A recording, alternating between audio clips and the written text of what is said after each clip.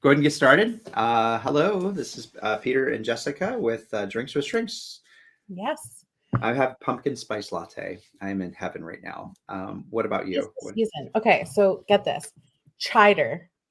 It's a chai with Mm, cider, hot cider with oat milk. It tastes like an apple crisp.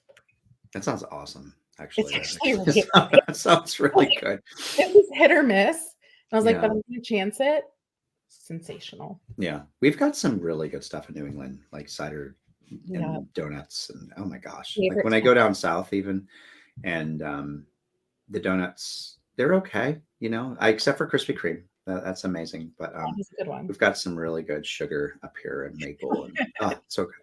So Especially today, gosh, we actually it corresponds with the timing here because we don't have a lot of time. You and I were talking because we're in business, the same business, so of course we have. But I actually kind of like this because we're going to be talking about how to repair quickly okay. because a lot of people think repair takes months and months and months, and so we have some good news for you. It does. We actually think one of the things that Jessica and I see is the reason why most couples are in the mess that they're in is because they didn't repair quick enough. In fact, they waited way too long. And so we want to talk about the need for speed, and that need for being quick is Yes. recovery. So why don't we talk about that? I mean, what are some of the things that why is this important, and why is it important to be quick about repair? Well, I think quick is important because the moment you let things linger, they come up with a vengeance and it actually creates more hurt because I often will hear, I don't know if you hear this from people, but they must not care about me. So then people start building all these narratives around, you know, my person doesn't care how I'm feeling or they don't think they have any accountability in this. And it builds into something so beyond what the initial conflict was about. Hmm. I don't know, is that what you kinda see, or what do you see happening? Yeah, yeah. I mean, I would agree with that. I mean, it's. I like what you said. Like they don't even know what the conflict is really about, Mm, and so they stay in the reactive place rather than the reflective place. And they mm, keep reacting rather than reflecting on what that person is saying. I mean, I think what often happens in this is the brain will, the minute mm, it shuts out curiosity and no longer wants to engage in that other person, and even your attention will change, because when you're in a place where you're not curious, say for example, and you're already thinking that this person hurt you because of A, B, or C, the things you pay attention to will be radically different. You will often be paying attention to your phone or the kids or church even, but not necessarily your partner because of the way you felt. And then you'll encode that. You'll see that they're not talking about it or you're not talking about it. And then you'll store that as if we're not a very good couple. And then when he or she then brings something up, you'll retrieve it as if it wasn't good. And then what are you paying attention to even in that moment? So it's like, it is kind of amazing, like, just how this even affects our brains and what we attune to. If it just recycles that hurt over and over again. I just wanted to add to that. mm. So yeah, I would agree. No, and I love curiosity because that's actually something that comes up a lot, because I think where I see couples get really stuck is either 2 big ones. I see fact finding, so it almost feels like they're putting each other on trial, What is and it? What did you oh, say? so sorry. Fact finding? Oh, fact finding. Oh, Yeah. okay. Yeah. All Yeah, right. say that 5 times fast. Woo. Um, but yeah, so they're looking almost for evidence. Like I have to prove to you why I'm feeling a certain way, or it almost feels like an interrogation. And I think to your point, that really diminishes that sense of curiosity. Like Yeah. I'm interested and I want to hear what you have to say. And so it gets in the way of that. And also right versus wrong. I Hmm. think that's another trap I see a lot where when we're in conflict, it's about, no, I'm right. You have to understand Hmm. why, I got here. And don't you see, like they'll start to persuade. And it Hmm. automatically paints anything that could be potentially different as wrong. And Right. I think that's a really dangerous trap too, that people can sometimes fall into. Yeah, well, I liked what you said about fact finding. It is a hard. That's what I'm just saying. The F word just came up. It's like, what did you say? What did you say? Right. So, no, I agree with you. I mean, yeah, fact finding will often correspond with right or wrong thinking. I mean, yeah, that is kind of where we go immediately. Is when I'm in an argument with you, it must be because there's an element of ethics, and that's Right, where we have to slow down a lot. And this is where we just believe that we're experts through our own opinion, right. But I know whenever I see myself like even arguing with my, not that my wife and I, we don't really like we when we argue, it's different. It's just like I know that something's off. For Mhm. example, like there's something off, and I wonder if a lot of our couples, they struggle, they have the same kind of thing. It's like there's something. Yeah, we're not. It's like the dances, Yeah, we're misaligned. And so why is that? Well, it must be because she's just assuming this, and this. My brain immediately goes there. It's not how have I made this, you know, right, how have I contributed to the misalignment? It's often self-defense. That's where defensiveness comes in. right. And it's so quick. Good Lord. It's so fast. It's just bam. And then we get on that train, and then she confirms my original belief. And then that then tells me, see how right I am, and I Exactly. stay there. I'll stay there for, and that's so the need for repair is to kind of break that assumption and say, hey, why is there, why are we out of line here? I wonder what happened.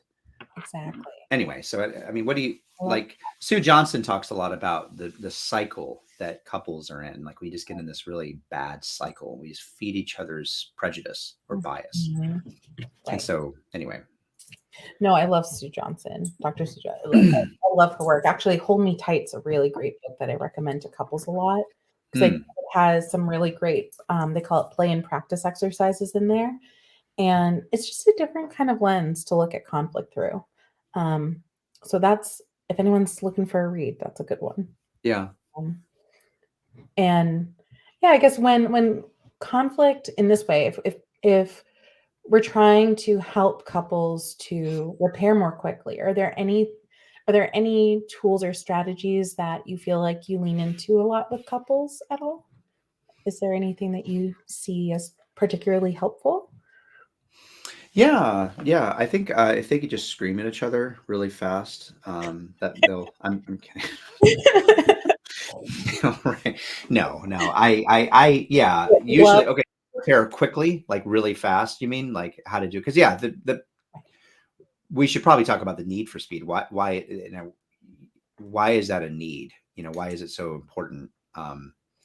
So uh, I would be curious about your response on that. Why do you feel like it's so important? But let me answer. Yeah, for the things that help me on getting them to be quick would be trying to get them to understand their own subjective Mhm. needs prior to understanding their partner's subjective needs. And if I could slow, you have to like slow yourself down before you make yourself fast. So I guess I should say with Yeah. that, before you can be fast, you have to slow down. Well, where's the slowing down? Well, the slowing down is not, I say that more as like an assumption rather than something that you have to do, Yeah. because most of the time we don't know what our needs are. So if I can back up, I think the most important thing is that they have to communicate what their needs are as soon as possible Yeah. and not leave that out. And the better they do that, there's going to be already much clearer communication so that you can kind of know where you stand.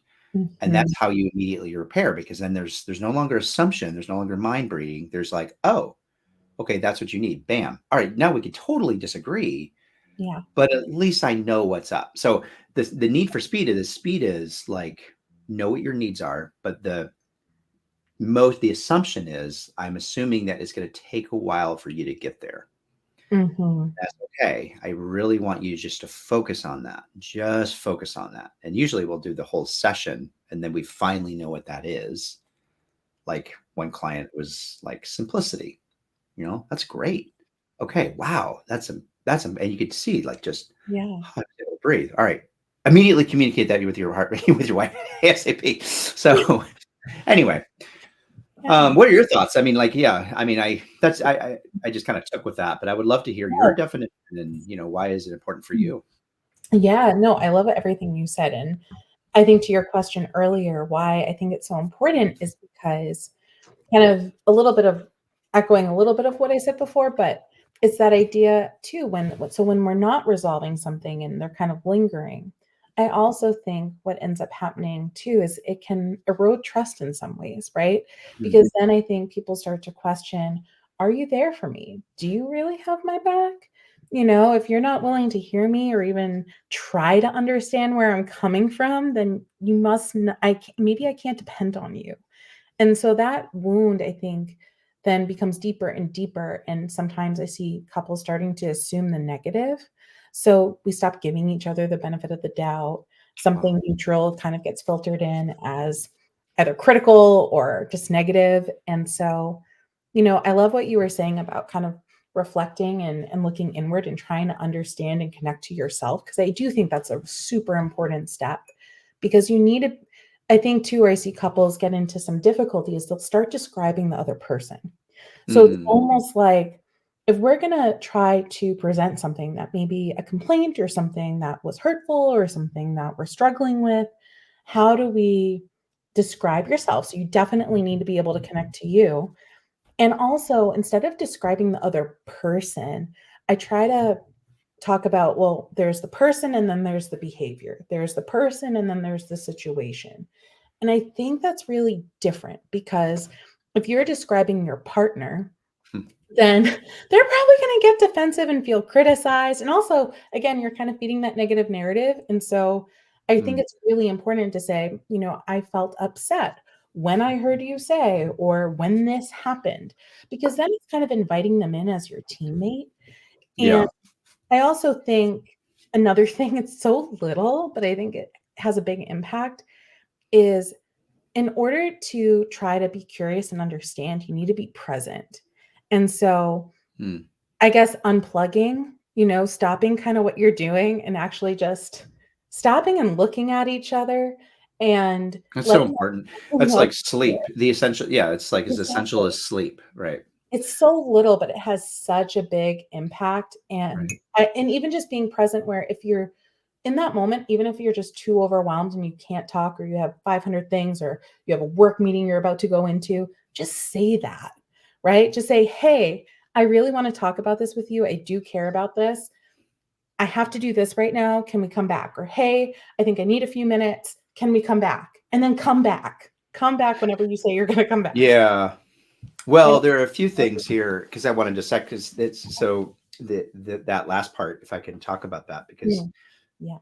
yeah, that's the thing. It's like the struggle is what I often hear. Well, I told her, um, Mm. I needed a few minutes, and then she got mad at me. I'm like, Oh. well, okay, there's something there's missing, and then I'll meet with her, or she's in the room, and she's often like, well, yeah, I'm mad at you. I was like, well, what made you upset? Well, because he never came back. And so, and so that's the thing. And like, if you're going to say your boundary, Yeah. you need to also repair the boundary because a boundary Mm. is a rejection. I think we often, I don't like how therapists just overuse that word. Like, The it's just boundary like word. all the, because boundaries are rejections. We have to understand that. Like, it's not, it is my no. And Mhm. so, as a recipient of a rejection, going back to bids for connection, I Yeah. do want to have some connection with you. So it's not about just me throwing all my boundaries away or all over the place and just like, this is my boundary. It's also, this is my boundary and this is how I repair with you. And like, that is so important because I think a lot of people just want to throw all their boundaries and they're like, see, she doesn't do this or he doesn't do this. Yeah. Well, how have you repaired? How have you reconnected? Of course, they're going to be upset with you. Mhm. Yes, because you haven't offered them an opportunity to repair. So it's not just about you stating your boundaries, it's also seeing it as a way to connect emotionally. This is where I think, again, Sue Johnson does so well. It's like, because if that emotion connection piece isn't there, your repair is going to be overly organized as Mhm. another check off my list, or it's just going to be ignored.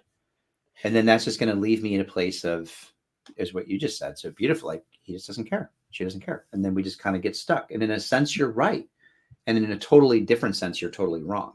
This is how we kind of like feed our own biases. Like the behavior I see is, it gets like, I don't know if do you have couples, I want to like, that will come in and you almost like believe their narrative. It's like, Yes. gosh, I see exactly, if I thought that, I would have no trust whatsoever. I don't know if you No, definitely. I know exactly right. what you mean, and yeah, it's hard, and I love what you're saying about boundaries because it adds a whole other layer to the conflict that of Mm, feeling rejected, and so and what you're saying too about that emotional connection. So oftentimes even just trying to even step back from the content because that sometimes can create more reactivity and just ask yourself, what's the emotion I'm hearing? What do I hear in my partner's voice, in their body language?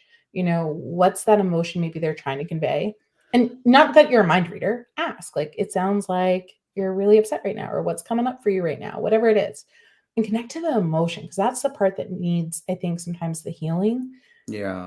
And with the boundary you're saying, because you're right, like boundaries can be a rejection. And so I think it comes from Gottman. I'm trying to figure out where this piece comes from, but I think that idea of no and goes a long Mm, way. Like it's so simple, but to your point, no, it's kind of like that slap down of, yeah. but when you add an and to it, no and, it's saying, hey, maybe I can't meet you here. And I understand that's important to you, but this is what I can do. And this is what Yeah. I can do to support you in it. And it And shows effort. I love that. Yeah. And I love it, and even with the word rejection, at first I was like, there was a part of me that was like, oh, but it's really not. But then I'm like, no, it is. And Yeah. then I want to ask, how do we get our clients and ourselves to be actually okay with a rejection? That's a great question. Like I do think there's something about the West, and our thinking at times, like it gets very left brain, and it's Mhm. rejection's always bad. And I think there's something about like Eastern, if I can get all spiritual here, like something about Eastern philosophy, and like, where's when it's tapped into the right brain, it sees, okay, that's part of life. So you think of like the Buddhists, their very first premise is life is suffering.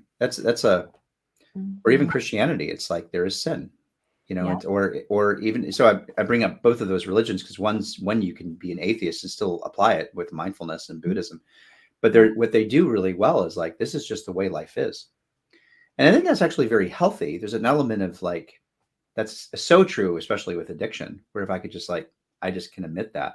So I guess I bring all that up not to get too philosophical here, but No, it's okay. Like rejection is okay. It's a part of life, and if you have a part of you that has a really really hard time with that, you may want to look into that, like, and try to challenge that a little bit because one of the things that I often will do with kids is get them to be okay with me beating them at Uno.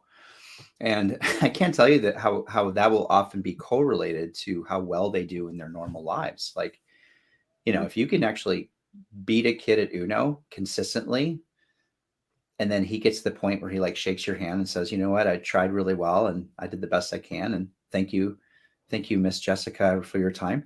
I almost guarantee you he is going to be doing that in his normal life because he's getting used to this as like not that's okay.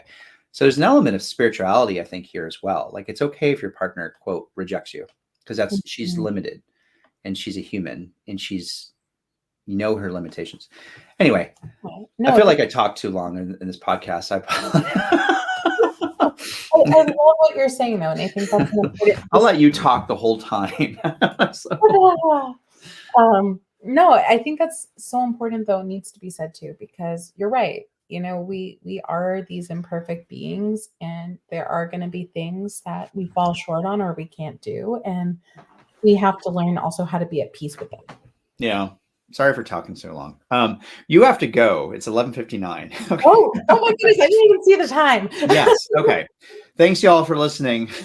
Jessica's going to talk the whole time next time, so y'all remember that. I have a lot.